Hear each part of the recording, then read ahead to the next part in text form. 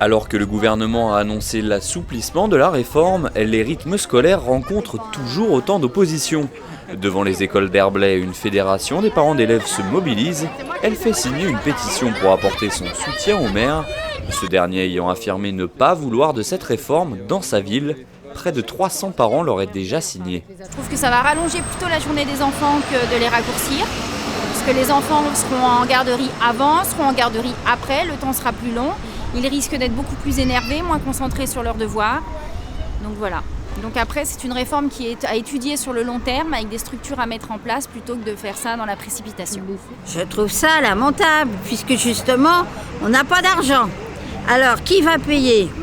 On ne sait pas, sûrement les parents. Les parents ne sont pas d'accord, je vais vous dire tout de suite. Malgré l'aide de l'État, la mise en place de la réforme est estimée à 700 000 € pour Herblay. Un coût important, estime le maire. Au départ, je me disais, c'est un décret de loi, je vais l'appliquer, etc. Et quand j'ai rencontré beaucoup de parents, je me suis dit, mais c'est pas possible.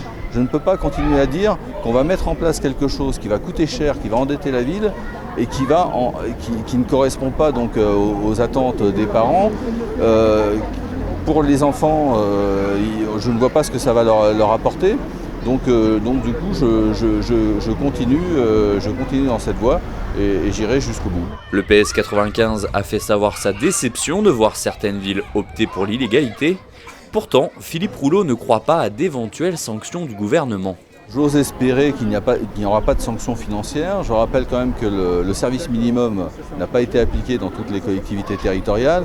Et je n'ose pas imaginer donc que l'État décide de sanctionner un maire qui se fait tout simplement le porte-parole des habitants de sa ville. Mardi prochain, une délégation d'élus et d'habitants d'Herblay ira manifester son mécontentement à Paris.